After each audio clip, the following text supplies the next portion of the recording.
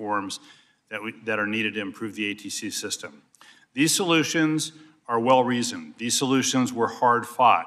These solutions present the best path forward towards improving the safety of the NAS. And the FAA's primary responsibility is to facilitate the safe operation of the NAS, which relies heavily on the expertise of the FAA's workforce, whether it's air traffic controllers directing aircraft across the country, technical operations specialists installing advanced runway equipment at U.S. airports, or even program assistants who are supporting various teams at the agency. They all are critical in achieving the safety mission at the FAA.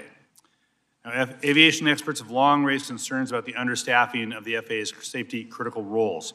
For instance, the independent NAS safety review team found that these workforce gaps, quote, further erode the margin of safety and increase risk, end quote. It's alarming then that at such a tenuous time for the U.S. aviation, the administration has decided to purge the FAA of employees, hundreds of them. These folks are not just a, quote, handful of junior hires, as some have callously claimed. They're talented individuals who've dedicated their lives to aviation safety and careers in service to their country. So, Mr. Chairman, I'd like to enter in the record, if you could, a letter from myself, Ranking Member Cohen, Ranking Member Connolly, and T&I Democratic colleagues to Secretary Duffy, and I'll have a chance to talk to Secretary this afternoon about this letter, demanding answers on these firings and the unproductive "what did you do last week" emails, and how the department will prevent these actions from jeopardizing aviation safety. Without objection. Thank you. The reauthorization law recognizes the importance of the safety workforce by requiring the agency to annually hire the maximum number of controllers from the ATC Training Academy, update the antiquated staffing models for controllers, safety inspectors, and other critical safety positions, and expand the agency's training resources. Now, I want to recognize the administration has taken positive steps, including last week, to accelerate controller hiring. But these efforts are going to be in vain if the indiscriminate firing of safety employees at the FAA continues. So the FAA's safety mission also depends on very complex ATC systems that provide navigation and surveillance services for more than 45,000 flights every day. However, many of these FAA's ATC facilities and equipment, or F&E, have exceeded their expected service life cycle, which is made worse by inadequate funding requests over several administrations for the FAA's F&E budget, a point the chairman has made eloquently in his opening statement. Despite increasing appropriations in recent years, the 2024 budgetary estimate shows that the FAA needs $4.5 billion for F&E, with that funding need quickly approaching $6 billion in a few years. So the nation's ATC infrastructure can no longer rely on archaic technology like floppy disk and aging radar systems to keep our skies safe. And that's why the 24 authorization directed the FAA to accelerate the replacement of outdated, insufficient, unsafe, or unstable legacy systems. The law also requires the FAA to prioritize the development of runway safety systems and innovative air traffic management technologies. The law lays out the policies the DOT can implement now to bolster our air traffic control system and help ensure our skies remain safe for the traveling public. I am open to new ideas to modernize the system. That's the primary reason we're all here today. But having consultants with no experience in the industry and clear conflicts of interest to tell us what we already know, what we already outlined in the law, is unhelpful. Show us your work, show us your results, and we'll judge the quality of it. Recently, a broad coalition of aviation stakeholders, some of whom are here today, released recommendations to modernize the ATC infrastructure. I look forward to hearing more about those details. As this committee works to strengthen our ATC system, we all have to ensure that aviation safety is not dictated by special consultants, but it is dictated by experts in aviation safety. We can all agree the status quo of the NAS is not sustainable. We agree on that. That's why we wrote the FAA reauthorization law. That's why we put in basically the work plan for the FAA to deal with it. But we need to focus on our forward-looking consensus recommendations. So I'm pleased to see in a recent letter sent to this committee, the majority of the aviation industry are, quote, not pursuing privatization of the U.S. ATC services, rightly deeming it a distraction from needed investments and reforms. In the past, this committee has debated the issue of privatization, only to see it fail to even receive a vote on the House floor. All the while, critical progress on actually improving our ATC system was stalled or delayed. We've seen that movie before. I'm glad the industry has decided against funding the sequel. To build a safe, innovative, and efficient American ATC system, the path forward is clear. Swiftly implement the reauthorization law, fully staff the FAA, and invest in deploying safety-critical technology. I look forward to hearing from today's panel on how Congress, the FAA, and the aviation industry can work together to make this all happen. With that, I yield back. Gentleman yields. I now recognize the chairman of the full committee, Mr. Graves. Thank you, Chairman Nelson, and I do want to thank our witnesses for all of you being here. Today's hearing topic obviously shouldn't come as a surprise to anyone because our nation's air traffic control system is outdated, and it's got to be modernized for the benefit and safety of all users of the national airspace system. While this issue has been thrust back into the spotlight following a string of tragic accidents, it's not a new debate, and we all know that. As a committee, we have to decide how to utilize advancements in technology to supplement the daily work done by our dedicated air traffic controllers working the towers and working the centers. And I look forward to working with fellow members and stakeholders to find common sense solutions that are going to improve the hiring of controllers. It's going to boost the air traffic control system and advance safety for the flying public. And furthermore, I'm very excited that both President Trump and Secretary Duffy have voiced their support for historic investments in air traffic control facilities and technologies. This moment represents a unique opportunity, I think, to transform our air traffic control system. So to build on what Rick was just saying, the FAA Reauthorization Act of 2024 contains some provisions that were designed to bolster aviation safety and modernize our air traffic control system by, one, requiring the FAA to annually hire the maximum number of air traffic controllers for the agency's ATC, from the agency's ATC Training Academy, as Rick pointed out. It requires the FAA to conduct an audit of all legacy systems in use by the agency and mandating that the agency develop a plan to accelerate the replacement of those legacy systems.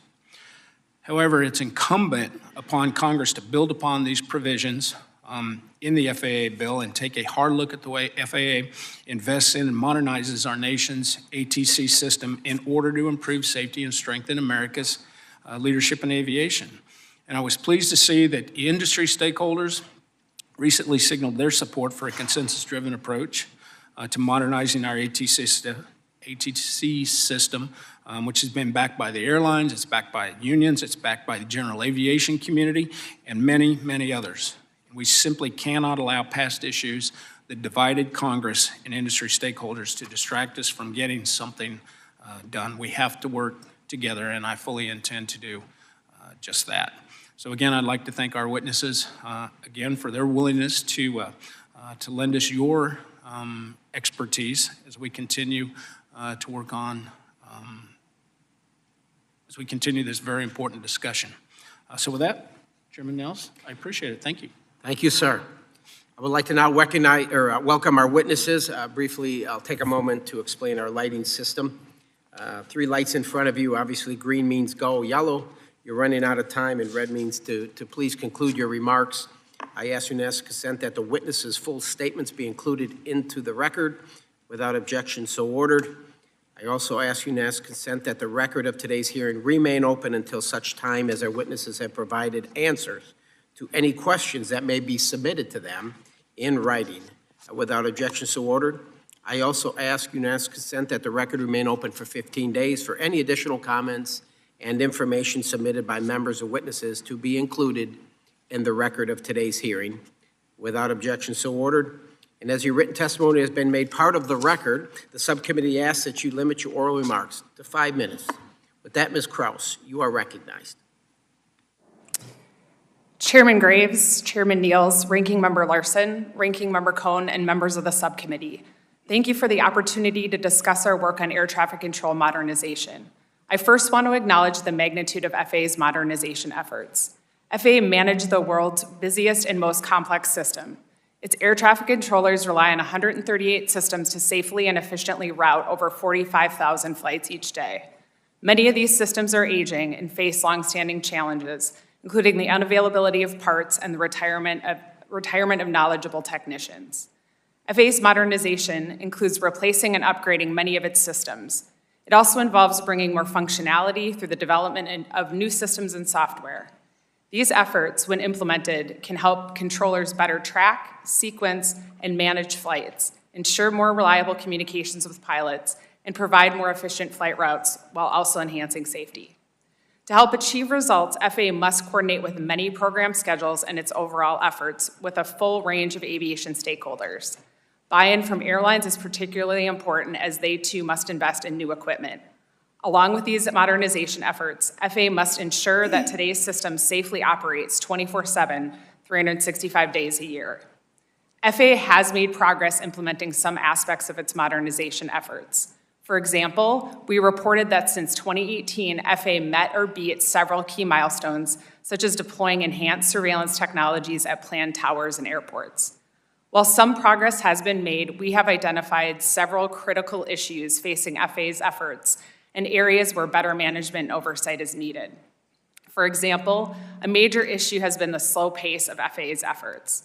FAA's 2023 operational risk assessment of its ATC systems revealed that 75% of the 138 systems are unsustainable or potentially unsustainable. Many of these systems have critical operational impacts on airspace safety and efficiency. Yet our 2024 work found that of the dozens of systems we examined, FAA took on average more than 4 years to establish cost, schedule, and performance baselines for these investments. And FAA provides limited oversight of investments prior to establishing a baseline. After establishing a baseline, these investments take years to complete. For the 9 investments that we looked at that had established a baseline, FAA plans to take, on average, almost 13 years to complete them. In addition, FAA did not have ongoing investments associated with 4 systems critical for safety and efficiency. In each of the 4 critical next-gen program areas we examined in 2023, FAA missed at least one and sometimes a number of its major milestones. FAA missed some by months, others by years. For example, FAA missed a 2021 milestone for deploying initial digital communication services to all 20 facilities that serve en route flights. FAA more recently anticipated completion by May 2025. FAA's management and oversight of risks also needs attention. In particular, we found that FAA's Acquisition Oversight Council did not consistently monitor high risks and provided limited oversight of ATC system investments. And counter to FAA policy, it didn't ensure investments delivered functionality in manageable segments. For its overall next-gen program, we found FAA had not developed a detailed risk mitigation plan. Such a plan would identify and prioritize high risks, include a range of mitigation approaches, and explain why a particular mitigation was selected. We have recommended urgent action by FAA to fix these critical issues. These include developing systems in manageable segments, establishing cost and schedule baselines in an expeditious manner, strengthening oversight of investments, systematically assessing and addressing risks, and ensuring the agency and Congress has a clear picture of costs. FAA generally concurred with our recommendation and has begun to act on them. Quick and continued action is needed to accelerate FAA's delivery of modernization investments. In turn, such action can help FAA minimize risks associated with legacy systems. In addressing these critical issues and implementing the related provisions in the FAA Reauthorization Act will be critical as traffic volume and complexity of the airspace increases. Congress's call for FAA to lead the way towards what could be a smarter, more agile, and information-centric ATC system will also go a long way towards addressing these challenges. This concludes my statement. I look forward to answering your questions. Thank you, Ms. Kraus. Mr. Callio, you are recognized. Good morning, Chairman Nels, Ranking Member Cohen, and other members of the subcommittee, and of course, Chairman Graves and Ranking Member Larson. Thank you for inviting me to testify on this critically important issue of improving our nation's air traffic control system. I'd first like to take a moment to honor the lives of those lost and those impacted in recent aviation accidents, and to thank the first responders who unflinchingly reacted quickly and put their own lives at risk. Safety, above all, is aviation's North Star. It is so overwhelming in every facet of our operations and culture that when rare moments of tragedy occur, They shake us to our core, and we continue what we do every day, look for other ways to improve. Our thoughts are with those lost and the families left behind. I also want to take a moment to talk about aviation safety. Because safety is our North Star, commercial air travel in the United States is the safest mode of transportation in the world. It is literally safer than walking out of your own front door. Transportation Safety Board Chair Homendy has held up aviation to other modes of transportation as a model of collaboration to safety. Our safety systems have many layers and many redundancies, but we always look for ways to improve on the record that we have. Now to the topic of today. I agree with you all. We have a historic opportunity. We need to change a system that has significant material challenges, that is woefully obsolescent, unreliable, and inefficient due to a multitude of well-documented and inefficient critical staffing, facility, technology, equipment, funding, and investment deficiencies. It's quite a list. A4A urges this committee to provide the leadership that's desperately needed to support investment in both human and technology infrastructure within the Federal Aviation Administration. You've made a great start last year on the FAA reauthorization bill, which is a marvelous bill, very well put together.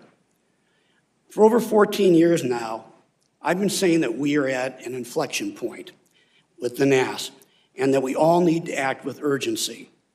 We have talked and talked a lot in this room, and very little has changed, at least not much for the better. We're past the inflection point now. I think that's clear to everybody.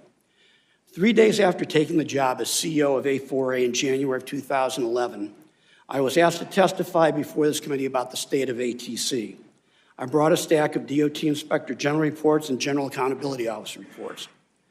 14 years later, I hope this Congress and this administration will agree that it's not acceptable to just continue to tolerate a chronically understaffed system, just like it's not acceptable for controllers and technicians to have to work with paper strips and floppy disks to operate the national airspace system in the United States.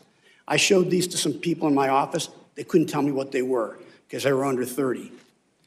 We need to change, and again, it's a question of what we're going to do to make it different. We value this committee's leadership. We encouraged by the dedication of both President Trump and Secretary Duffy to take on these difficult challenges. Secretary Duffy has done an awful lot in 2 months to focus the DOT on these matters that matter so most to our safety system. You've mentioned it. It's critical that we put the debates of the past and the inherent political inertia behind us to try to actually all join together to get something done. Everybody on this panel signed the letter that this committee has encouraging action. We want action, not political debate. It's not a partisan or jurisdictional issue. So while A4A's detailed recommendations are attached to our written statement, along with the broader list of the coalition's recommendations, what we need to accomplish boils down to getting an emergency funding proposal signed into law that will ensure enough skilled people, controllers and technicians, to work. Expansion of Oklahoma City. The resumption of the college training initiative, which was taken away in 2014, in which the private sector can get involved and can put a surge in that pipeline of controllers that's geographically diverse and not subject to government shutdown. A plan to ensure that they can procure modern technology while divesting the old. Take advantage of the procurement authority they were given in 1995 by the Congress. A long-term fix to the budgeting process that will allow the FAA to plan long-term capital projects. Look, we know there are no silver linings to this tragedy. We know there are no silver bullets, but we have to start somewhere, and we have to take an urgency to it every single day. This committee has a small and closing window of opportunity. We'd like to help you take that opportunity. So let's do it. We look forward to your questions. Thank you. Thank you, sir. Mr. Bunce, you're recognized for 5 minutes. Chairman Ells, Ranking Member Cohen, Chairman Graves, Ranking Member Larson, thank you for again letting me be in front of this committee. As we mourn the loss of not only the tragedy at DCA here, but also up in Philly, up in Alaska, even the mid-airs that we had in Arizona, we look to the NTSB to give us the answers to what happened, whether it was human error, mechanical, weather, or some touch of the ATC system, but we know that they will give us those answers. But what these tragedies have done has galvanized us in the attention to what you've all talked about, the unsustainability of the current system. And it's notable for me that I've been in this position for 20 years now, and never have we had unanimity among unions, among all of the associations that you work with each and every day. And it's so important that we do something at this time. And I really hope that it is this committee that shows that leadership. What you did during the last Congress just made us all proud. It was done bipartisanly, it was done with good government, and it was the shining example in the last Congress of get things done, have good recommendations. And we've got to be able to follow through. Just in the debate we're having right now, if we go through a CR for the rest of the year, we're going to be $600 million short of what the appropriators already said we needed. And that money has eroded. Back in 2010, if you compare it to what the erosion in buying power has been since then, we're $1 billion short of where just we were back in 2010. So we all know, as you've all said, that it is unsustainable. And so when our coalition got together, we talked about some important things that we have to be able to do. The first of all is do this emergency funding. If you look at the $8 billion that was asked for last year from the administration, that was only going to address about a quarter out there of the facilities that need improvement, only a quarter. So it's significant infusion of dollars that we have to have in the process.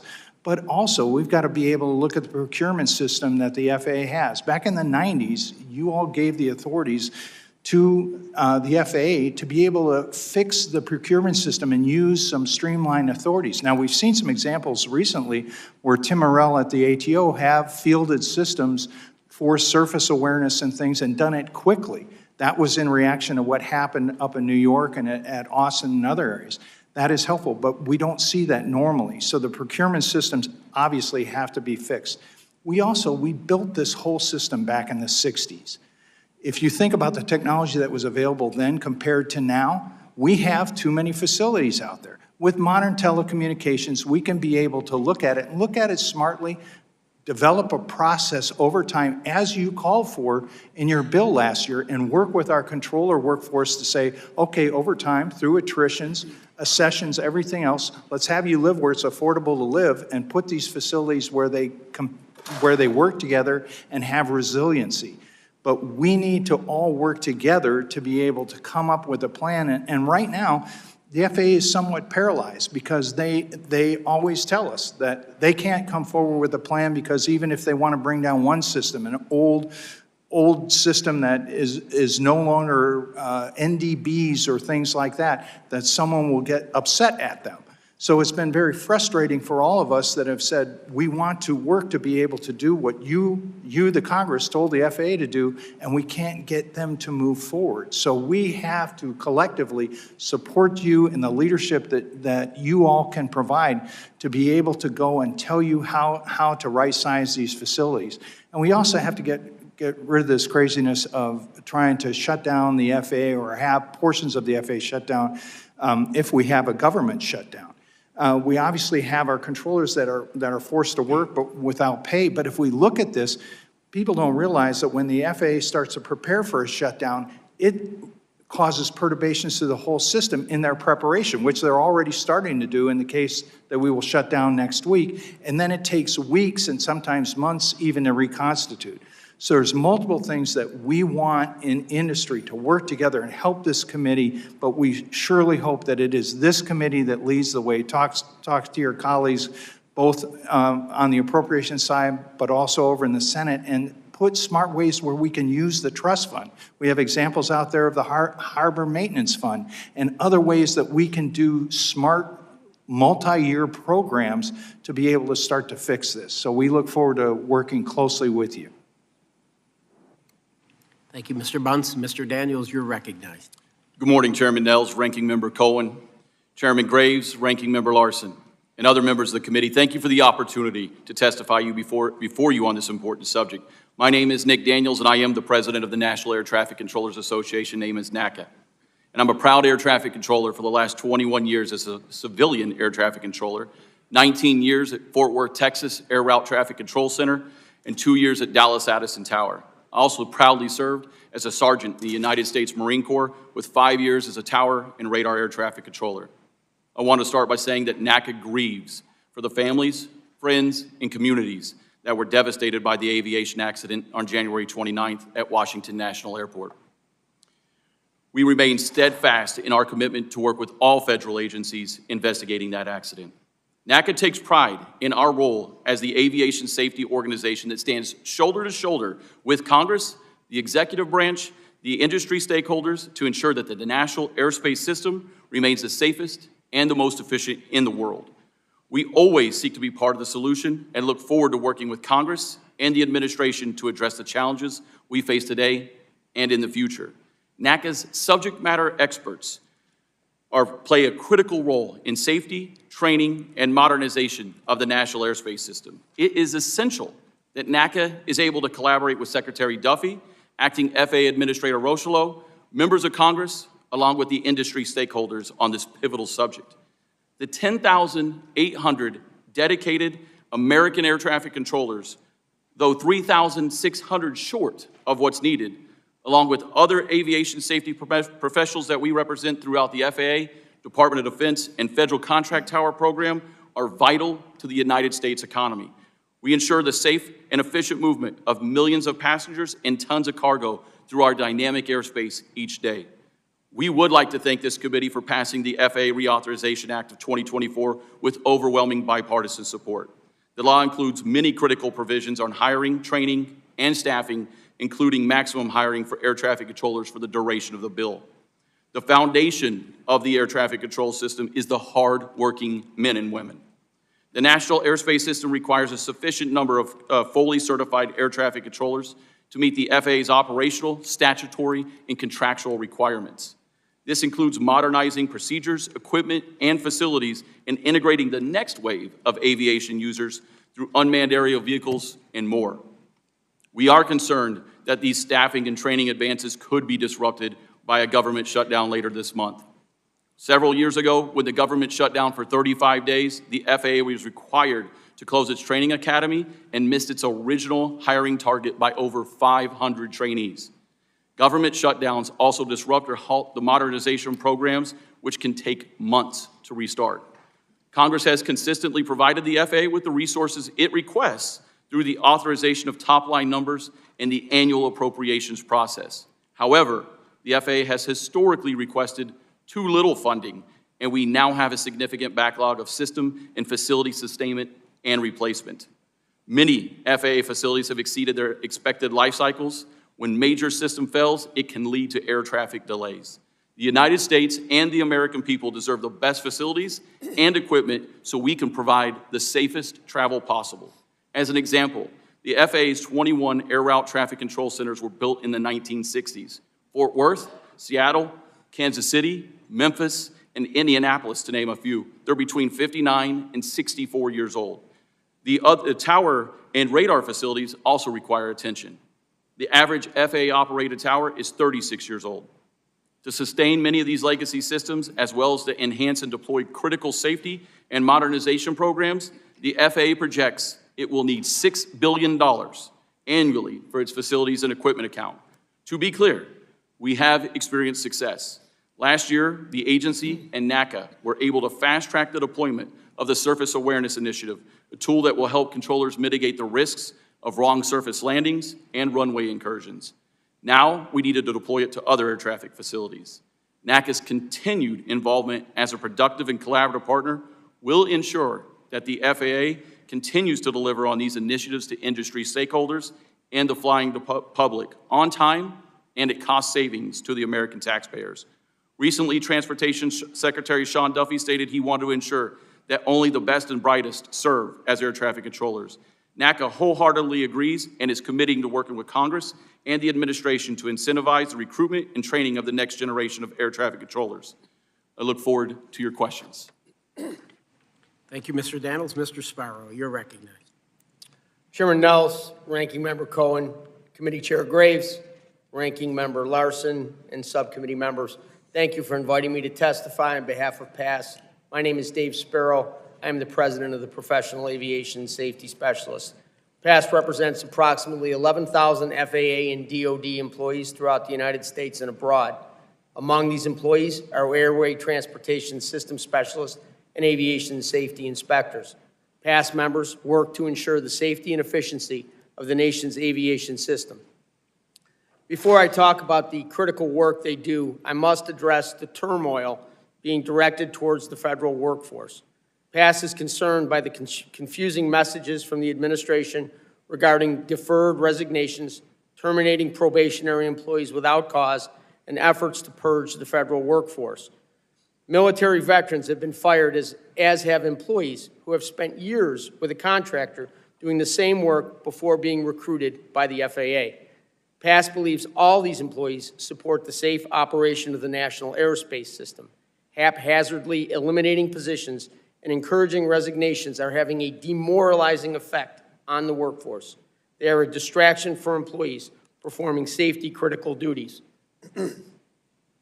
All parts of this aviation ecosystem work together to accomplish a critical goal, the safety of the American flying public. The chain provided by these safety-focused professionals must remain strong and every link intact. PASS represents the Air Traffic Organization Technical Operations Unit.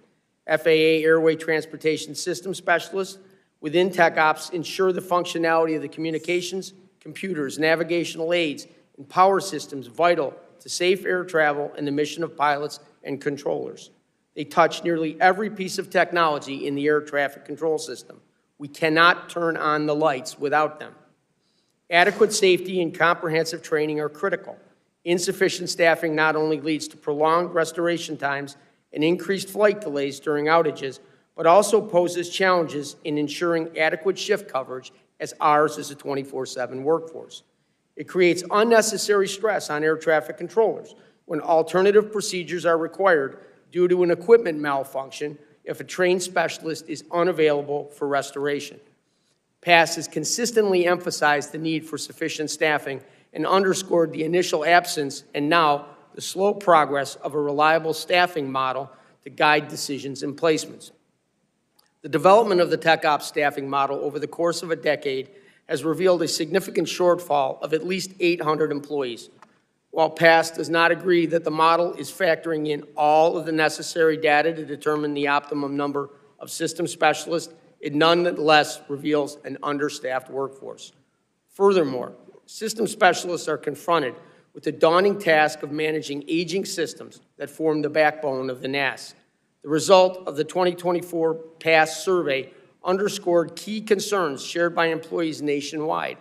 These concerns include the challenges posed by obsolete equipment, cumbersome procedures, unreliable parts, system complexity, and again, inadequacies in workforce staffing and training. One major hurdle faced by system specialists is the need for a broader vision within the FAA regarding the modernization of the air traffic control systems. PASS has long stated that the obvious solution to concerns with reliability and operational continuity is expediting the systems into the NAS. PASS strongly believes this workforce has the expertise and capability to assist. They are committed to the mission and able to accomplish the work if given the proper resources and staffing. Of utmost importance, FAA employees who perform vital aviation safety work must remain federal employees. This is critical for a safe and efficient NAS. It is unfathomable, even dangerous, to consider gambling with the future and safety of our air traffic control system through privatization. PASS respectfully calls on this committee to consider our areas of concern and recognize the critical contributions made by the employees we represent. We are ready to work with you to ensure the United States air traffic control system remains the safest in the world. I'm happy to answer your questions. Thank you, Mr. Sparrow. Mr. Rinaldi, you're recognized. Good morning, Chairman Nels, Ranking Member Cohen, Chairman Graves, Ranking Member Larson, members of the committee.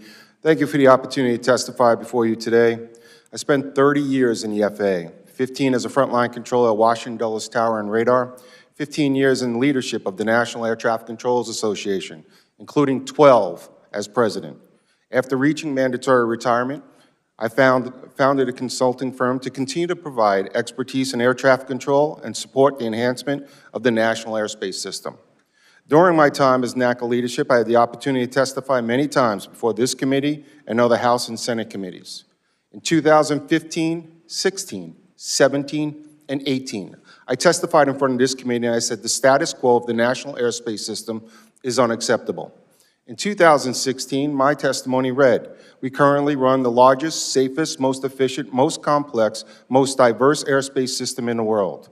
The United States airspace system is considered the gold standard in aviation industry around the world. And yet, we've come to a reality that we need to change. Globalization, innovation, and driving dramatic changes in aviation industry, our current structure cannot keep up. The status quo is unacceptable. Let's not wait for the unthinkable to happen for us to act. That was in 2016. Here, unfortunately, in 2025, the United States airspace system is no longer considered the gold standard around the world. Several critical issues contribute to this. Our aging infrastructure, our outdated technology, our staffing shortage, a broken hiring and training process. These things have been concerns for decades. Since the start of fiscal year 2018, the FAA has experienced 3 shutdowns and 29 additional threats of shutdowns, with another one on the horizon next week. Decades of shutdowns and funding uncertainty has left our system antiquated. A GAO report in 2024 reported 58 critical systems within the national airspace system are either unsustainable or potentially unsustainable and posing risks to the airspace. This stems from the FAA's broken acquisition management system. Our procurement system in the FAA is laden with bureaucratic layers that adds years to modernization projects. Controllers and technicians are working with the best 1980s and 90s technology, from paper strips to floppy disks, out-of-service ground radars, and broken communication systems. Right now, our specialists are supporting outdated equipment when the equipment should be supporting them. One glaring example of this is the Notice to Airmen system. 2 years ago, NOTAM's outage shut down the whole national airspace system. Despite Congress expediting money and demanding a new program, today, 26 months later, the FAA still has not awarded the contract for a new NOTAM system. During my 35 years in aviation, the FAA has always been short air traffic controllers. To change that, we need to have multiple paths of hiring controllers. Obviously, Oklahoma City is the academy. An enhanced college training initiative that was started last year needs to be robust. Direct hiring from the military, direct hiring from the federal contract tower programs. We need to change the skills assessment test to really capture the aptitude needed to be a successful controller in the academy. This will save a lot of money. We must change the way we train controllers and use advanced tools for grading sessions and remove the subjectivity from grading. We've been watching our system in a downward spiral for 2 decades. Tragically, on January 29th, the unthinkable did happen. A mid-air collision at Washington National Airport over the Potomac River between a Black Hawk helicopter and a regional jet landing on runway 33. Sadly, 67 people lost their lives, including 3 service members. As someone who spends an awful lot of time in ice rinks in Northern Virginia, I've had the opportunity to see the memorials in each rink, these young figure skaters, the coaches, the family members. It's absolutely heartbreaking. They will never be able to be on the podium and receive the gold medal again. We've had several warnings at Washington National Airport. This did not have to happen. Aviation safety is a journey, not a destination. We must beat back the complacency in our system every day and not rest on good enough when we have lives at stake. In closing, we are not the gold standard in aviation anymore. We're not even on the world's podium. We have the best airlines, best pilots, best controllers, best safety professionals. I urge this committee to take necessary steps, whether it's through policy, funding, regulation support, to ensure that this nation regains the gold in the world aviation arena. Thank you for your time. Thank you all for your testimony. We will now turn to questions from the panel. I now recognize the ranking member, Mr. Cohen, for 5 minutes. Thank you, Mr. Chair, and I appreciate the witnesses' testimonies, and I didn't mention earlier, I appreciate the visitors we have today. I'm sorry about the circumstances. Terrible. Thank you for being here. Mr. Spiro and Mr. Daniels, either of you, we know the Trump administration fired a significant number of NATCA and past members, including those responsible for maintaining critical air traffic control equipment. How have these mass firings affected system maintenance, equipment reliability, and overall air safety? And has the FAA made any meaningful effort to rehire or replace those skilled workers? Mr. Spiro? Congressman Cohen, thank you for the question. Let me jump in here and say no. As far as we know, only about 3 employees of the 132 that we represent that were terminated have been restored. With regard to the rest of them, I'm not aware of any efforts whatsoever to bring any of them back. And why were those 3 brought back? They were instrument legal examiners at their registry in Oklahoma City, and I believe based on the number of them that were removed and their skill set they brought to the table, it was going to start to cause a backlog there when it comes to when it comes to aircraft registration. Thank you, sir. Mr. Daniels? Ranking Member Cohen, thank you for the question. For air traffic controllers, there were no air traffic controllers removed in those firings, but we do have other aviation safety professionals that we represent, and we believe them to all be essential. We continue to evaluate the impacts to safety, and we will make sure that we raise them through this committee as appropriate as they're identified. And do you find that the past members that were fired are also essential for the FAA and for the air traffic controllers? The air traffic controllers absolutely rely on any person that supports the system day in and day out. Thank you, sir. Mr. Spiro, another question. We've seen calls to privatize aspects of the FAA and suggestions that Elon Musk or someone like him, not that there's anybody like him, he's so grand and amazing and powerful and brilliant and rich, should have influence over the agency's operations. Does PASS support privatization of the air traffic control system, or should we instead focus on fully implementing the reforms in the 2024 FAA reauthorization law? Thank you for the question, Congressman. So the problems right now are predictable funding, long-term planning, faster deployment. Those are the issues that need to be addressed. Privatization is not a solution to those problems. Better funding, finding ways to expedite systems in the field, making sure that we can plan long-term, not have government shutdowns. Those are the solutions to the problems, not privatization. Thank you, sir. Mr. Daniels, let me ask you, Ms. Krause, Elon Musk Starlink has been proposed as a solution for improving aviation communications, suggested by him and some people at Genuflect, and internet access for aircraft, potentially overriding an existing contract with Verizon. In your experience, does the FAA have strategies to evaluate and regulate the use of systems like Starlink for critical air traffic controls, communications, and what safeguards must be in place to ensure reliability and cybersecurity? I'm aware of the discussions around that issue. We haven't looked specifically at that question that you're raising. Does anybody else have a thought about that? Verizon's contract? Mr. Daniels? Regardless of who's awarded the contract, NACA stands in the firm support of remaining involved in any productive or being a collaborative partner in developing and testing and implementing any new technologies, ensuring that they meet the safety standards that are set, the security standards are set, but anyone who awards the contract, that would be a question for the FAA and DOT. Mr. Cohen, several of us serve on the Next Gen Advisory Committee, and we were briefed about a month and a half ago just with the old voice switch that has to be replaced. There was a replacement plan. It had to be accelerated because of the obsolescence, and so the telcos are charging the FAA quite a bit of money, which is a further drain from their accounts to be able to maintain this antiquated system. The telecommunications backbone of this is not only fiber optic, but it's also got to be SATCOM and everything. So again, I think if we have the mechanism out there where we fairly compete these contracts, we've got to do something to reinforce that backbone. Thank you. Mr. Daniels, Mr. Spear, you each represent employees who were fired. Have any of the folks in your unions told you that they had contact with the Musk Doge team and that they thought they acted professionally or knew what the hell they were doing?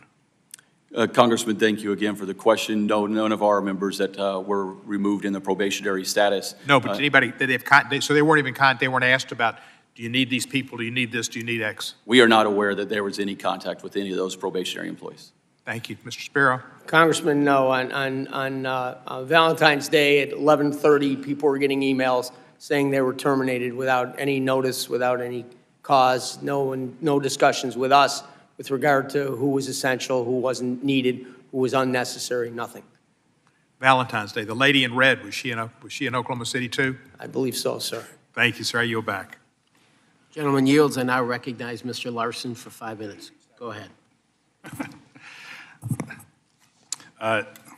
Thank you, Mr. Chair. I'm getting some surprises because this happened last week too. I was given a chance to cut in line. I didn't ask, so I wonder if something's up. So, but thank you very much, Chairman Nels. First for Ms. Kraus. So the reauthorization law directs the FAA to accelerate the replacement or enhancement, and going through your of outdated systems. Did you set a priority in your analysis of which systems might be best? I know there's sustainable, not sustainable, and so on, but even within that mix, is there a top 5 list that you think that has to get done for whatever reason? Yeah, I mean, I think, when we looked at, the information we have is based on the 2023 operational risk assessment that FAA was doing. I think they were in the process of updating that this year. I think it would be good to get updated information on where things are at and kind of what plans and investments are in place when it comes to some of those unsustainable systems. That's why we recommended in our report that it's important. The provision in the law is good, and to take another closer look at the legacy systems, but to get information to the Congress sooner about what systems are unsustainable and what are the steps they're taking to mitigate those risks. Yeah, so I mean, I am trying to hit home partly the idea that there is a to-do list. There is systems have been identified. There is a to-do list. We just got to get it done. Yeah, I mean, they have, they do have systems that have investments associated with them in terms of, but we did find some areas where they, 4 of the programs did not, that were critical to safety and efficiency, did not yet have modernization programs or investments identified.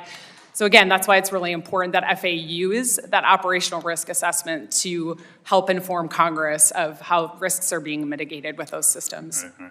Ms. Spiro, I have a very, all analogies are imperfect. This one's kind of imperfect, but I'm thinking of a construction company that gets a contract and they're resurfacing a bit of the road, and they have safety flaggers on each end to be sure that the work environment is done safely, the work is done safely. So what if we just focused on that safety or critical mission and all we had was flaggers to keep things safe, but the folks who are doing the construction aren't necessary because they're not related, it's not related to the safety mission. It doesn't make a lot of sense to do that, right? You need everybody there.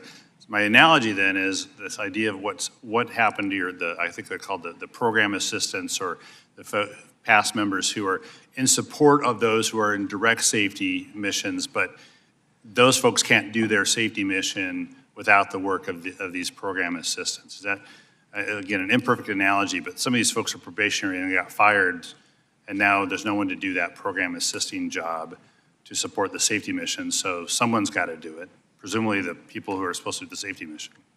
That's correct, sir. I appreciate the question. So there's an old saying, the job isn't done until the paperwork is finished. Sort of how this works, everybody has a role to play to make sure that our frontline workers can do the work they need to. The aviation safety inspectors, the airway transportation system specialists, those are the folks that are right there touching the national airspace system. But everything they do is supported by management and program assistants, by maintenance mechanics. We have aeronautical information specialists who create charts and maps, identify obstacles.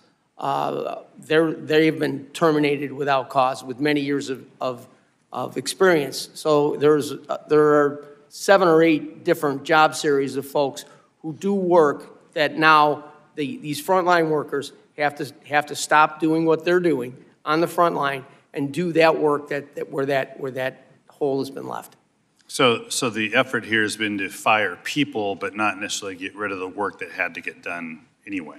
That's correct. No assessment had been done to make a determination as to how this impacted aviation safety. And what we've done, without actually noticing it, is baked risk into the system. Now we have effectively downstaffed that aviation safety inspector workforce that airway transportation specialist workforce by causing them to go and have to do other things.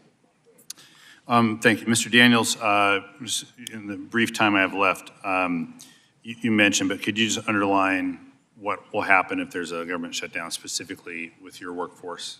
We would have a shutdown of the Oklahoma City Academy. Air traffic controllers wouldn't be paid. Programs in modernization would halt, would take months to restart. We would likely lose anywhere between 100 to upwards of 500 trainees throughout that given period that it was the shutdown. Thank you. I'll yield back. Thank you, Ranking Member. I now recognize Mr. Massey. Thank you, Mr. Chairman. I want to direct everybody's attention to a video that we're going to play here. And we're just going to play about 10 or 15 seconds of this.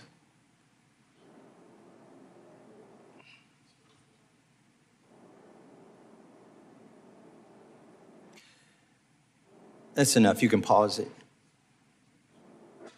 So, Mr. Daniels, you were an air traffic controller at one point. Is that correct?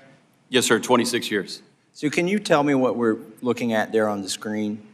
You're looking at a display of a visual tower. We call it the STARS scope. It's what they're looking at. It's what they're referencing for traffic in and around the area. My constituents are always shocked when I tell them this is what air traffic controllers use in 2025 to monitor air traffic near airports. What is the age of this system? Does anybody know when these kind of scopes first came out? I do have and again, thank you for the question. I do have a unique background in 1999 in the United States Marine Corps. I helped test that system when it was first rolling out. So it's been around since them in early testing. So we're looking at a display that's, it looks like it's 40 years old, but maybe it's 25 years old, or a quarter of a century. I know there's a desire not to complicate the screen, not to put too much information on there for air traffic controllers to distract them. And I know they're probably extremely proficient at using this information at deconflicting air traffic. But it just, anybody who looks at this screen and wonders how is this 2025 and this is the state of the art for air traffic control in the United States of America is really perplexed in my mind, or in my experience. Ms. Kraus, can you talk about these legacy systems and, when is the last time they've been updated substantially from this?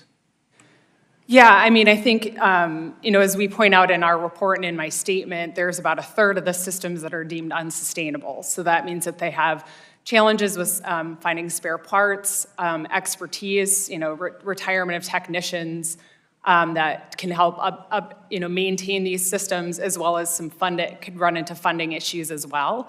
I think whenever you're looking at modernization, you have to assess a couple of different areas, like whether a system needs modernizing, what are the costs, what are the risks, what's the criticality, what's the system performance, and so. Certainly, we are seeing an aging ATC system and a need to make sure FAA is addressing those unsustainable systems.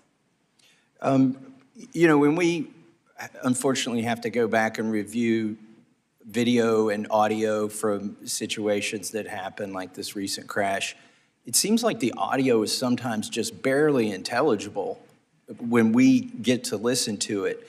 Is this the case?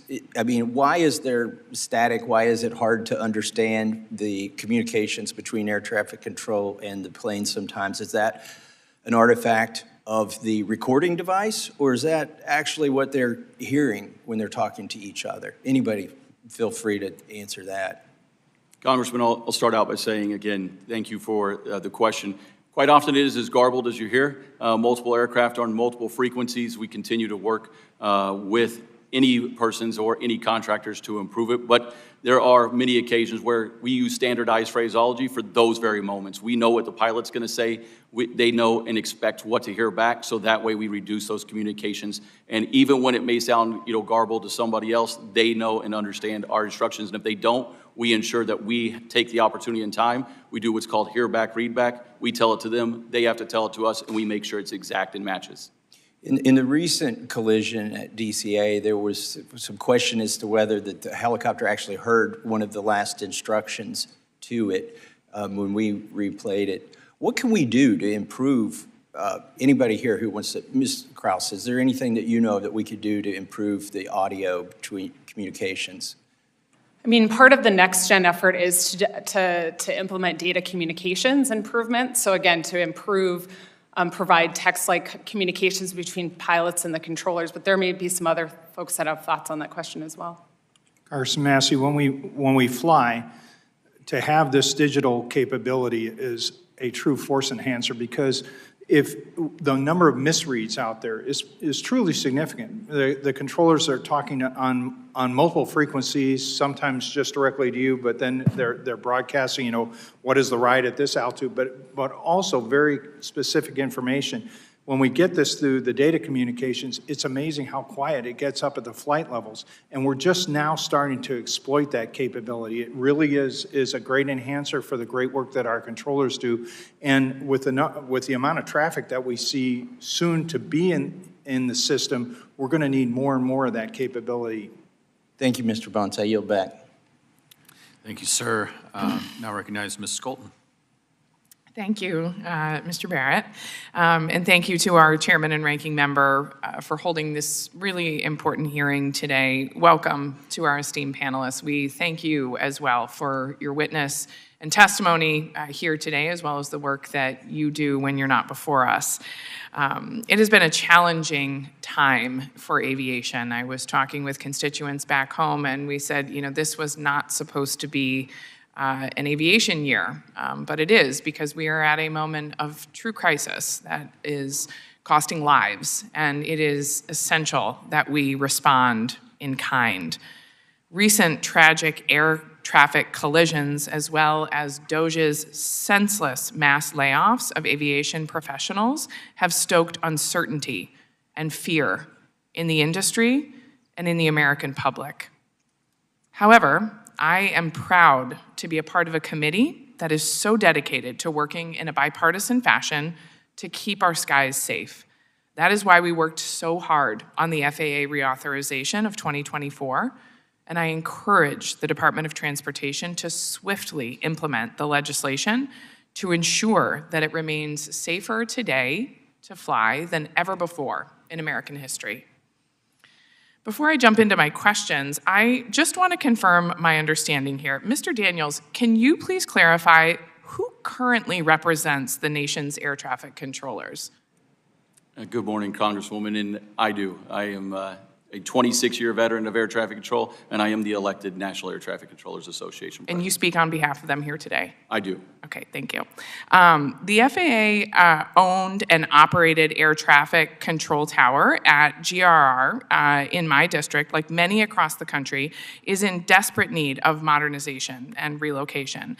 At 60 years old, this air traffic control tower is one of the oldest among the top 75 busiest airports, nearly 20 years older than the majority of air traffic control towers. However, the FAA has not provided GRR with any sense of when it will invest in this ATC, despite the airport having completed designs for its future tower and despite consistently being told that we are number 2 on the priority list. Mr. Callio, with the FAA having approximately $5.2 billion in a sustainment backlog for aviation facilities and systems, can you please speak to how greater congressional investment in the FAA's facility and equipment account would maintain and modernize ATC throughout the U.S. to keep our aviation professionals and air travelers safe? That was you. Sorry about that. There's a variety of ways. First of all, we talked a little earlier about, in 1995, Congress gave the FAA procurement authority. It's rarely been exercised, or at least we believe exercised appropriately. And what we have to do is use this time to galvanize all of us to stop talking about the things we've been talking about, at least in my experience, for almost 15 years. We've talked about them over and over again. I think the trick here is to figure out what everyone can do together. Everybody at this table has come together representing an awful lot of the aviation industry. We all have our differences. We came together and provided this committee with a letter of recommendations that could be done. Those need to be looked at carefully, followed, and implemented. And that takes a little pressure on the FAA. It takes looking at new ways of doing things.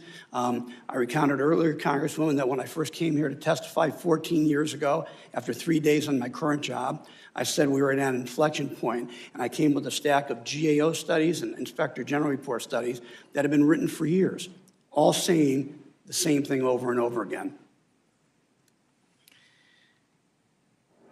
Modernizing our aviation infrastructure and addressing the industry's workforce shortage are intricately linked. We have to upgrade our aging system to equip our highly skilled aviation workforce with the tools they need to do their jobs well. Unfortunately, the ability of technical professionals to repair our aviation infrastructure and staff to these towers is very limited.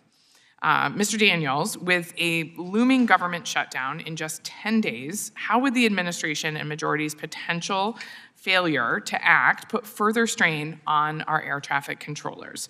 Congresswoman, thank you again for the question. It will sever the artery, which is the pipeline of air traffic controllers in the system, by shutting down the Oklahoma City Academy. Not only that, you then have air traffic controllers that deal with the stresses and pressures every day of this system, making thousands of decisions in a moment's notice, handling and caring for the sky, now starting to worry about their daily paycheck. We live like every American does, and a lot of times that's paycheck to paycheck, and putting those stresses and pressures on that puts us in a very vulnerable position and adds risk to the system.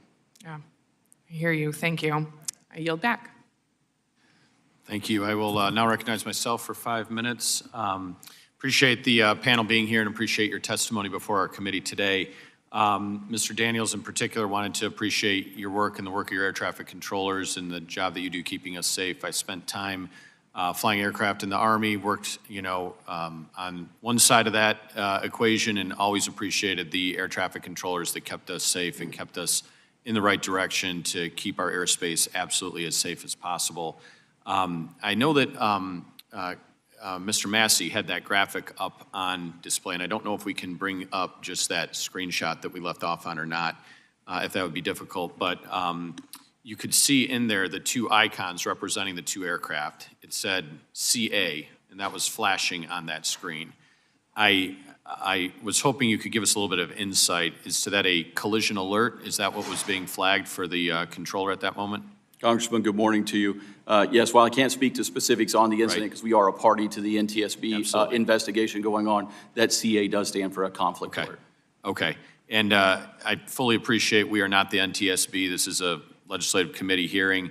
But as we understand that, can you walk me through a little bit about what that would look like, how frequent that is, and whether or not it is so often, in your experience, not specific to this incident, but in your experience, is that alert something that is so frequent that it can become cluttered for the workload for the air traffic controllers? Thank you, Congressman. Yes, many different airports have many complexities to them.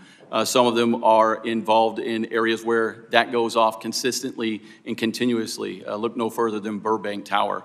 When you go out there, there is always some level of a general aviation or a final going over the top of another airport with aircraft that were not working. So they can become nuisance alerts. We do have local safety committees that evaluate those alerts, engage, and find ways to ensure the safety of the flying public. Okay.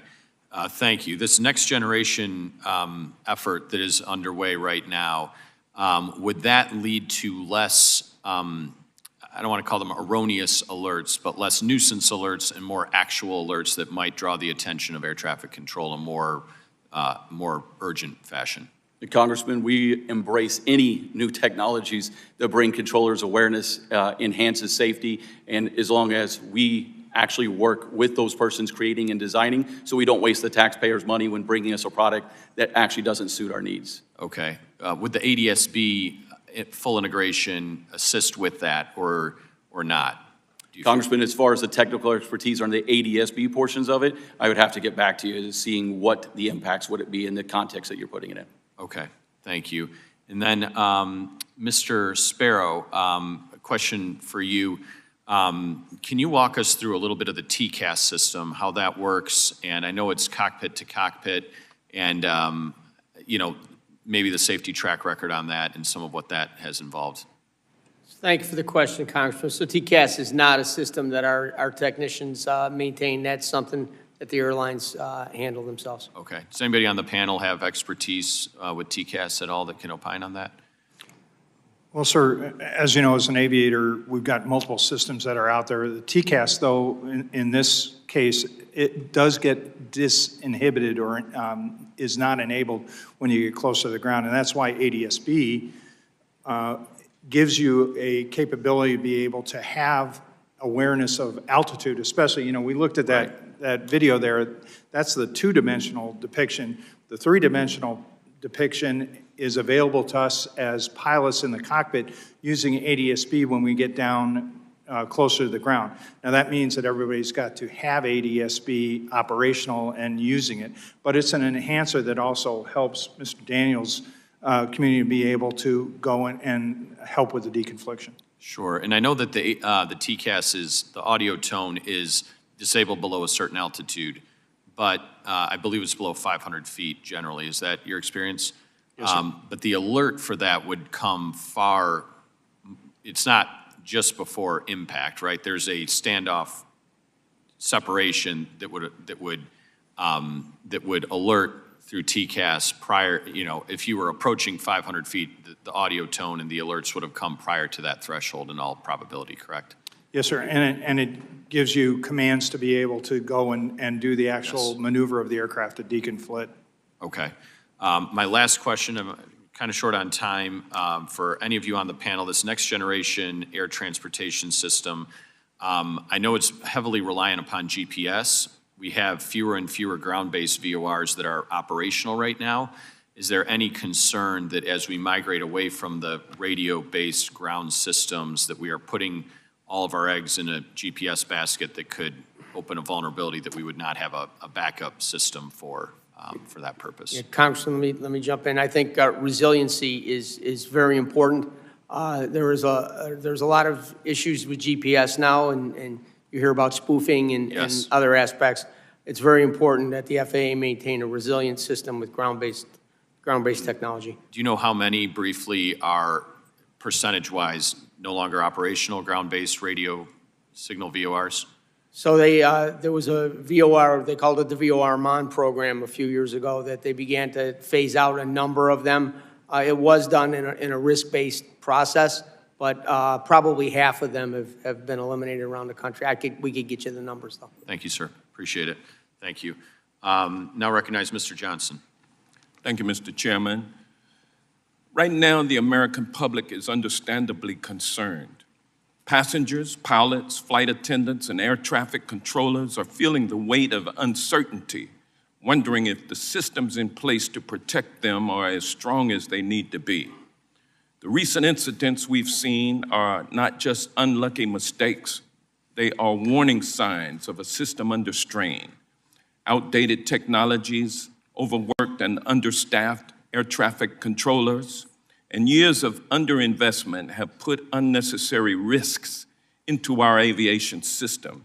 That's why this committee came together, and Republicans and Democrats alike passed the 2024 Federal Aviation Administration Reauthorization Law. We don't always agree, but on this we did. We all understood that hiring more air traffic controllers, updating old staffing models, and improving air traffic control technology were not optional. They were necessary steps to keep our skies safe. Despite this clear bipartisan mandate, our aviation industry is seeing delays, inaction, and now even cuts to the very workforce we fought to strengthen. I am stunned that co-presidents Musk and Trump are firing over 500 FAA employees, including those maintaining radar systems and landing equipment, when aviation safety is already at risk. And Americans are deeply troubled and concerned about how our aviation safety is being compromised by co-president Elon Musk's glaring conflict of interest as he tries to coerce the FAA into canceling the contract with Verizon and awarding without competitive bidding the contract to overhaul the communications system that is the backbone of this nation's air traffic control system to one of his own companies. In other words, after firing essential and experienced FAA employees, the folks who are left at FAA are being leaned on to replace Verizon, which won the contract, and award the $2.4 billion contract for the air traffic control system to the man who's threatening to fire them. This kind of corruption and cronyism is breathtaking, and it's a threat to the safety of the public. This is not making our aviation industry safer or better. It's jeopardizing public safety and our ability to track and manage air traffic safely. What troubles me even more is the silence from my colleagues across the aisle who helped pass this FAA bill. Where is the accountability and where is the urgency? Mr. Spiro, stress is never helpful, especially in high-stakes professions. The FAA's air traffic organization, which provides air traffic control services across the United States, is undeniably one of the most stressful jobs in the world. There's absolutely no reason the government or Elon Musk should add unnecessary challenges to this already high-pressure profession. Yet, we're witnessing actions that can only be interpreted as a tax on these essential workers, actions that directly undermine their ability to perform their duties. Mr. Sparrow, do you believe that these actions significantly increase the stress on air traffic controllers in an already demanding job? So thank you for the question, Congressman. I can't speak to the controllers. I can speak to our workforce, though, and I'm sure Nick will jump in here on controllers. But the amount of constant stress and questions that are coming every week, and the accusations and the negative comments about federal employees are causing folks to regularly now wonder if they're going to have a job tomorrow. And as they begin to pull people out of their positions and we all have to take on more responsibilities, every single day, folks wonder how this is going to play out. Well, it does cause them stress. Let me ask Mr. Daniels to answer that question also. Mr. Daniels. Yes, Congressman, good morning. Thank you for the question. Air traffic controllers deal and have to manage with stress day in and day out. Anything that adds to that, any uncertainty, is what brings an added risk that has to be evaluated into the system. NACA remains absolutely committed to working on any and all new technologies as long as we are part of that process, a collaborative partner in it, in not only the implementing of it, but also the testing and the development. And we want to ensure the safe standards and the security of it as well. And that happened with Verizon, but it has not happened with Elon Musk, has it? The FAA and the DOT award the contracts. NAC is not involved in who does that. So, I mean, if you're leaning on somebody to award you the contract and you're threatening them with termination, they award the contract to save their own jobs and then put the American people at risk. With that, I yield back. Thank you. The gentleman yields back, and I recognize Mr. Burchett for 5 minutes for questions. Thank you, Mr. Chairman.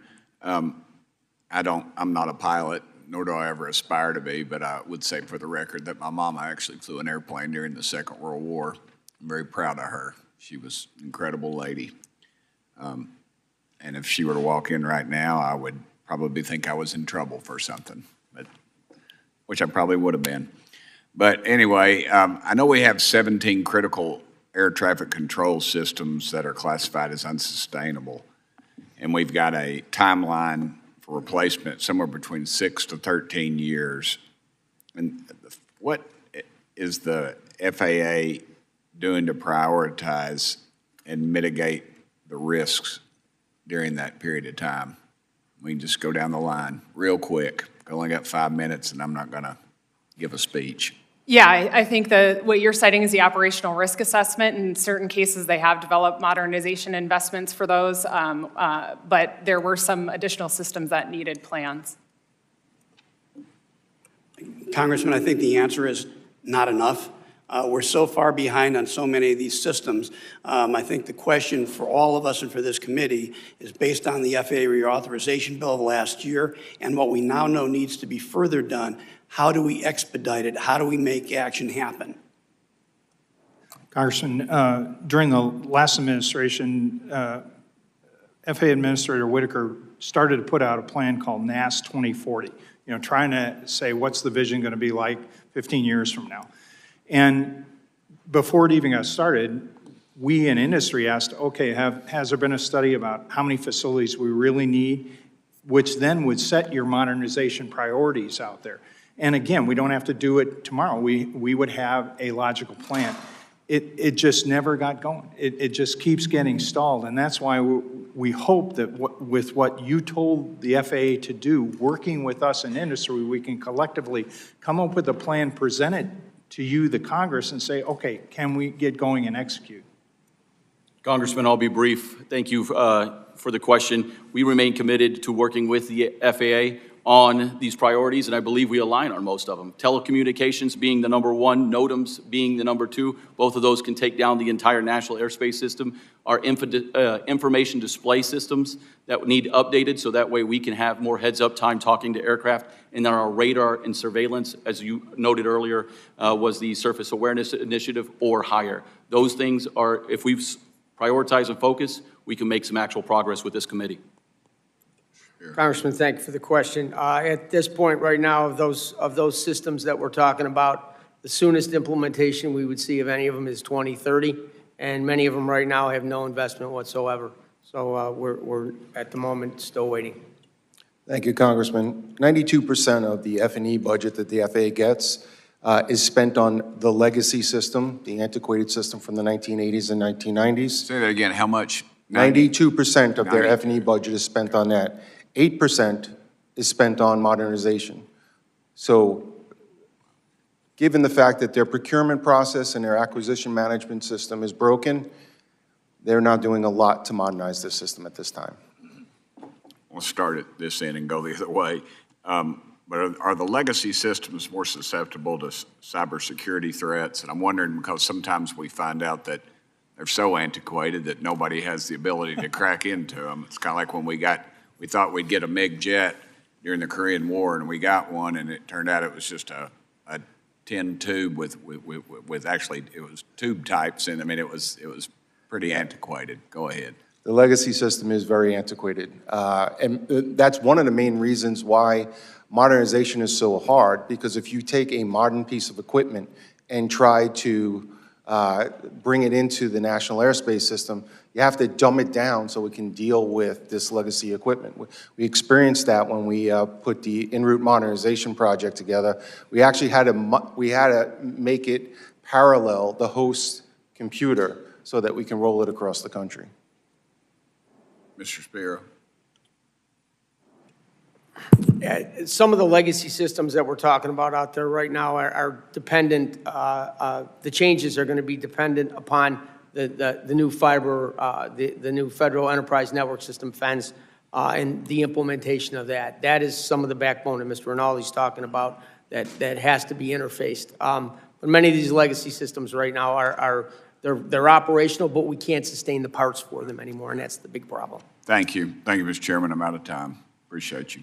Thank you. The gentleman yields back, and I recognize Mr. Carson for 5 minutes for questions. Thank you very much, Chairman. After the horrific mid-air collision at DCA and the tragic loss of 67 lives, including my constituent Asra Hussein, I believe it's past time for us to fix the problem of heavy military helicopter traffic around Washington National, which is one of the busiest runways in the country, we all know. I am relieved that there's a pause right now on military traffic, but I'm also interested in learning if you all agree that changes should be made permanently. I want our military aviators to get all the hands-on training possible, but not during the rush hour. My question is, do you think permanently changing the air traffic patterns at DCA would improve safety overall, or is this a one-off? Congressman, As our testimony for Airlines for America indicates, we support permanently suspending those helicopter flights around DCA with certain exceptions, and that would be physical or medical emergency and military. We also think that helicopter routes around other major airports that are busy should be reevaluated and looked at for permanent change. Congressman, again, thank you for the question. It is imperative that we remember that we have safety processes in place today, and we have a local safety council that deals with these critical issues, not only just at DCA, but across the entire national airspace system. And that is why it's imperative that the FAA and NACA continue to work so that way we can make that determination at the local level of what the safest approach is rather than rote mandates or anything else. Right after that accident was that team going into effect, working together to implement change in temporary procedures because we had this process in place. Yes, sir. Congressman, that area where the accident happened on January 29th is a known conflict area. It's been a known conflict area for years. The FAA should look at these known conflict areas and deconflict them so we don't have to worry about that situation again.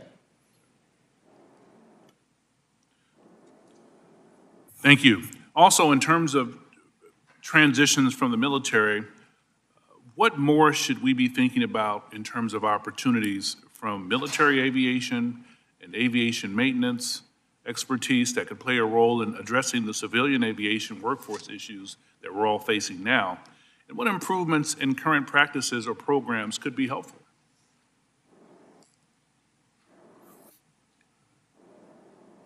Congressman, I think it's going to be a continued effort of going out, as it has been stated many times over, of the involvement and engagement in not looking at just the short term, but looking at the long term. The true change is going to come from this committee's support of long-term investments in our modernization, in the infrastructure, and the equipment that we use. Anything else will just be a Band-Aid that will not solve the actual issues of today. Congressman, I would add that what you call for in last year's reauthorization also addresses those workforce issues. You have helped us push the FAA to be able to do training programs to get FAA employees familiar with new technologies that's out there. So we're able to go and do this familiarization at our companies with the technology that the manufacturers are providing to our operators and to our controllers. And that's vital to get them familiar because technology is moving so fast. And the more that we can get the workforce to be out there with industry to know what the latest is that we're fielding actually enhances safety in the whole system. Congressman, the one other additional add is that human element that we were just speaking about there, is recruiting the best and brightest to be able to handle those technologies along with the stress and the pressure. And we look forward to partnering with this committee and with the Secretary Duffy and the FAA on recruiting and retaining those that we currently have, having to deal with all of these constant changes. Yes, sir. Congressman, thank you. I'll add to this too. I think recruitment right now is sort of a difficult thing in the federal workforce. I don't really know anybody out there that's dying to become a federal employee right now, given all the attacks that are happening on them, and that's what we're hearing from our folks. Thank you all. Thank you, Chairman. Thank you. The gentleman yields back, and I recognize Chairman Nels for 5 minutes for questions. Thank you, sir. Thank you again, the panel, for being here. I've listened to most of your testimony here. Ms. Kraus, you talk about the 75% of the 138 systems, they're unsustainable. Mr. Callio, you talk about, it is the safest mode of transportation. I agree. We need to act with urgency. Your testimony said in 2011 you testified, and we still have floppy disks still today, how many years later? Mr. Bruce, you stated we need to do something. We have to do something now. We have to do it now. Mr. Rinaldi, you talk about the aging infrastructure, and 35 years the FAA has always been short of controllers. It appears to me that these issues are all self-induced. We are our own problem. These are self-induced. And the problem I see is it seems like it takes a tragedy for us to do something? Is it going to take another tragedy for us to finally move the football forward?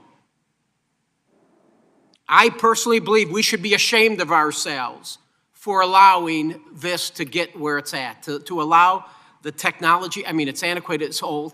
But we talk about, and being the chairman of the subcommittee, we talk about we are the gold standard. We are the gold standard. The world is watching.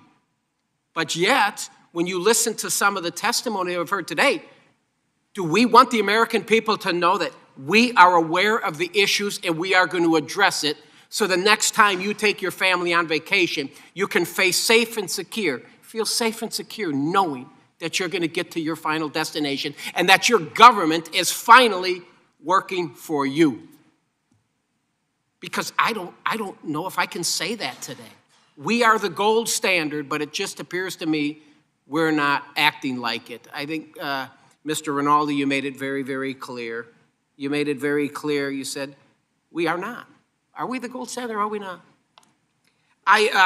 Mr. Daniels, we talk a little bit about, so I went down to the Oklahoma facility last week with Secretary Duffy. We visited the training facility and we were talking, and I don't know. I mean, I guess Congress, I found these ages are kind of arbitrary. I don't know why we feel we need to fire an air traffic controller at 56. I mean, we just do. At 56, you're too damn old.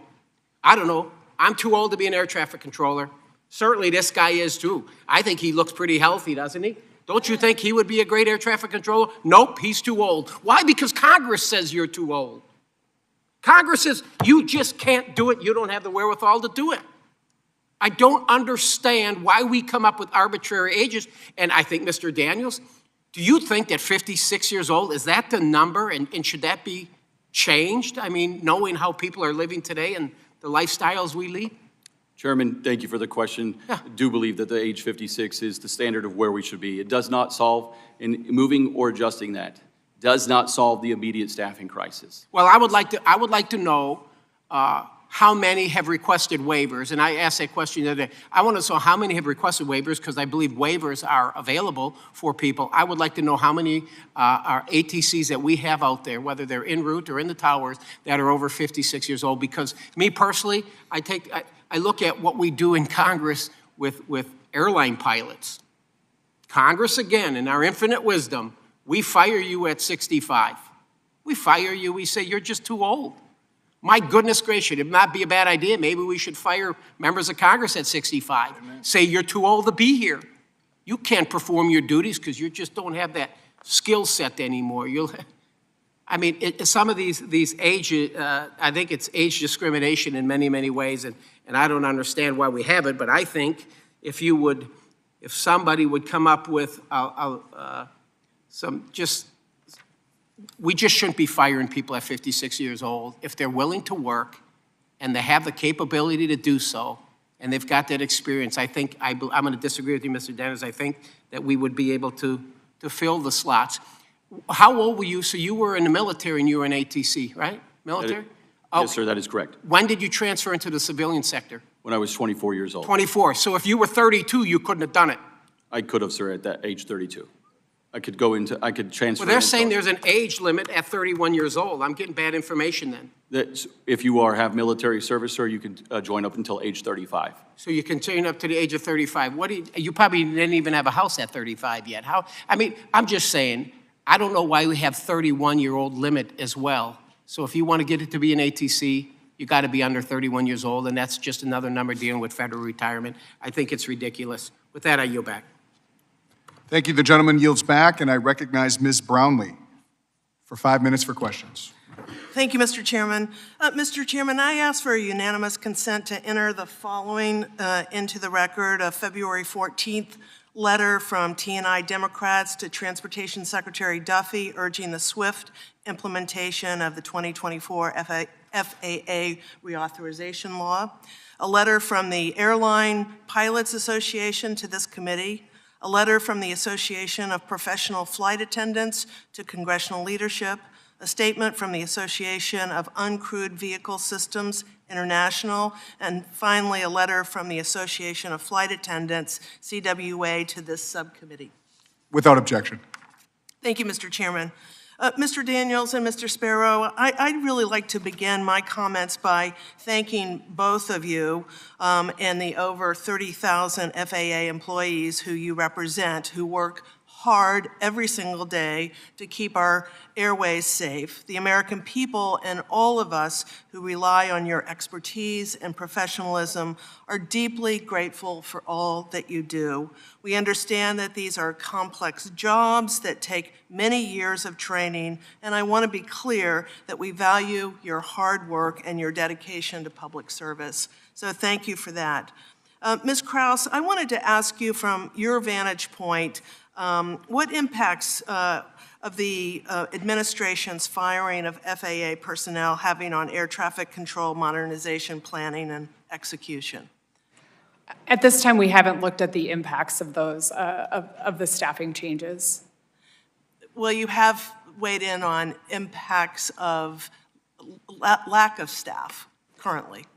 Yeah, I mean, I think when we've looked at ATC modernization, when it comes to especially some of the legacy systems and aging systems, I mean, one of the big challenges is not just spare parts, but also having those knowledgeable technicians in place to be able to maintain those systems. So that's certainly a challenge.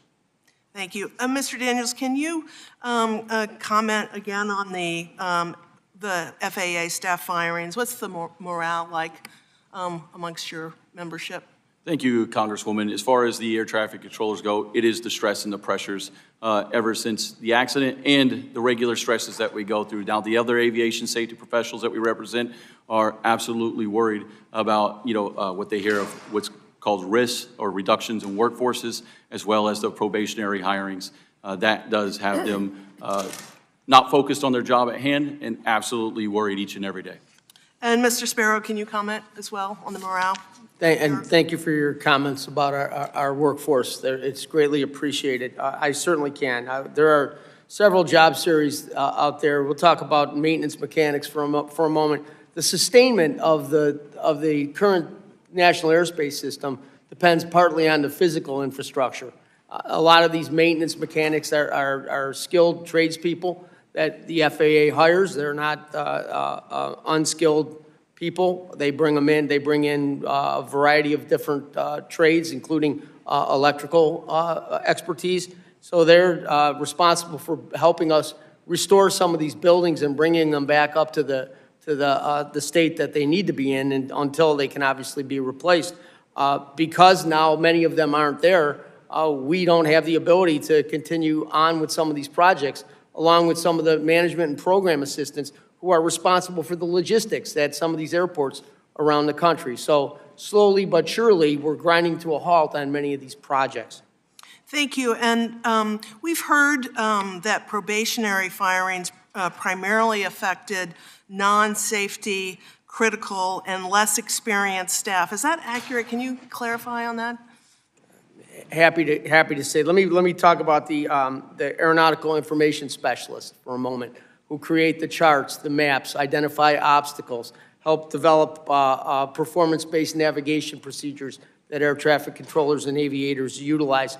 Those folks are very experienced. Many of them are former controllers or pilots or have been working at this for many years as a contractor before the FAA decided to hire them and lured them over, recruited them and said, we really want you to work here. So one day they're a contractor, the next day they're a federal employee doing this work for many years. 19 of them were fired summarily on the 14th of February. I mean, that shows you clearly that these are qualified professions. Thank you for that. And it looks like my time is up, and I will yield back, Mr. Chairman. Thank you. The gentlelady yields back, and I recognize Mr. Johnson for 5 minutes for questions. I think Mr. Nels and Mr. Callio both said it right. We really do need action, not just political discussion. We have a lot to do. It is worth noting, I think, last year during FAA reauthorization, we did some good things. Clearly, DOGE has put a lot of American attention on making sure that taxpayer dollars are invested in the right things. We did some of that in FAA reauthorization. We said that we need to prioritize the replacement of federally owned towers that are more than 50 years old. I've been in one of those towers at Sioux Falls, South Dakota. a small hub airport, or rather a small airport where I fly out of every Monday morning, and that tower is aged. Clearly, the men and women who work there are doing their best, but we're not really giving them the right tools. And so I am glad that we were able together to successfully prioritize the replacement of towers like in Sioux Falls. Of course, the bricks and mortar are not the only infrastructure we care about. We also need truly trained and dedicated individuals. And I am told, Mr. Daniels, that it takes years to get a fully trained and certified air traffic controller. I'm told the main constraint to getting them ready to go is the field training, and that's about 85% of their training time. What can Congress do to avoid those constraints and those choke points? Thank you, Congressman. Appreciate the question. I'd say number one is the continuation of the recruitment and training of those individuals, not the stop-and-go ways that it's been done. And again, anything that impedes that, such as a government shutdown, absolutely sets us backwards. But as far as the training goes itself, we have engaged and been working with the agency. It's mainly going to be around simulators. That reduces 27% of the training time, saving taxpayer money, saving our ability to be in the ready to go at any moment when it comes time to talking to a live aircraft. So our investment in those training simulators will be a key change. Okay, so I want to make sure I'm tracking here. And I would tell you the two of the very best members of Congress are Frank Lucas and Stephanie Bice. And the Air Traffic Academy is in their area. And they've told me that even during the best of times, so not during a government shutdown, we're not doing right by the field training. Now, you're talking about simulators. Do those simulators count for the field training as well? They do. Oh, good. Once you get out of the Oklahoma City Academy, you go through training evaluation milestones. Number one is you show up and start doing book work. Number two is you start doing simulator work. The enhancement of those simulators, and many of them are outdated or just a laptop alone, those are an impediment to our progress. And then the actual talking to live air traffic is next. Okay, so so we should do more investment in these simulators because you're telling me that will reduce the choke point. Congressman, it's been agreed upon by the agency and NACA that it reduces the time by 27%. Okay, so then, Mr. Rinaldi, same general topic to you. Is it my understanding that some of these new graduates out of the academy, we immediately send them over to have them be teachers or trainers at the academy? Is my understanding right about that? Say the question again, sir. I'm sorry. Do we have somebody had told me that we've got newly graduated folks out of the academy who then are shifted over to start being trainers at the academy rather than being out in the field. I don't know anything about that. I don't think that's happening. Gotcha. So the same question that I posed to Mr. Daniels, what can Congress do to move us in the right direction?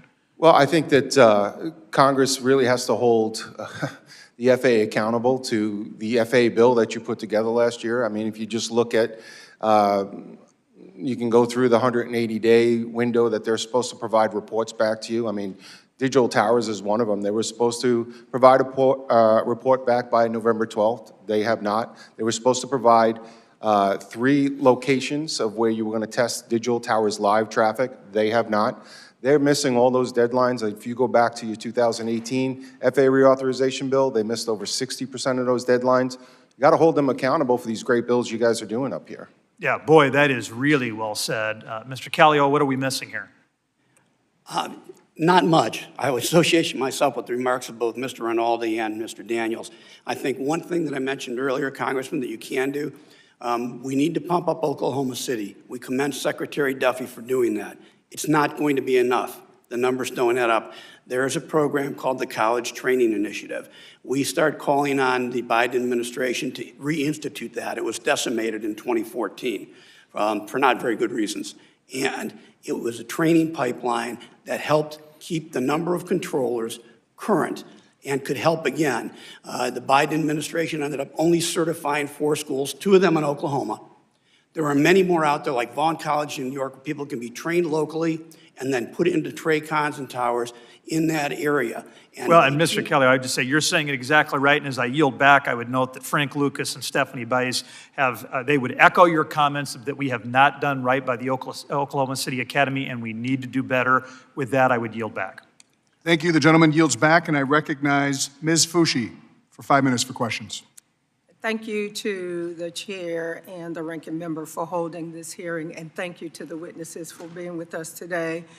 It has been made tragically clear that the FAA is facing a dire shortage of air traffic controllers, and it has been reported that more than 90% of U.S. airport towers are understaffed. Despite this, the Trump administration and DOJ have fired approximately 400 probationary FAA employees, many of whom were in roles of that are essential to aviation safety. After coordinating these mass layoffs, Elon Musk recently asked retired air traffic controllers to consider returning to work.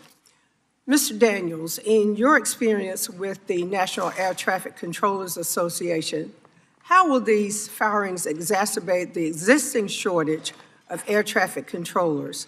And additionally, can you speak to how many air traffic controllers would need to come out of retirement to meet the current need?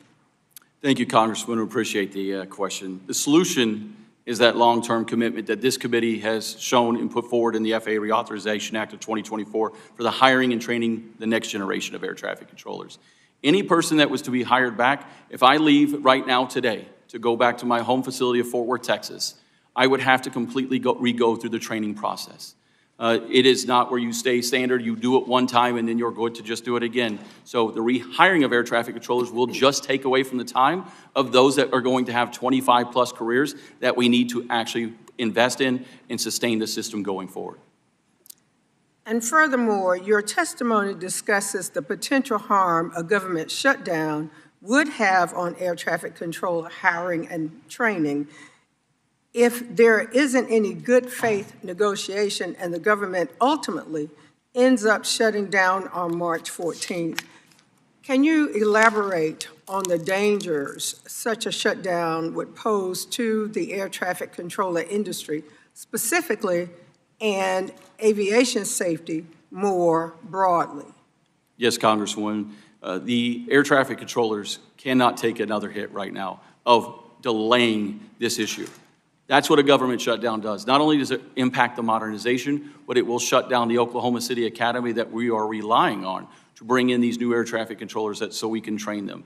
Anything that stops that by either a day, a week, or a month sets us backwards because those people have to be reset, recycled, and later trained. And many of them don't come back because they suddenly do not want to work in that type of career field or go without $0 paychecks or not even a paycheck, just go with $0 because they quit another job to try this one, and they quite often move on to other areas.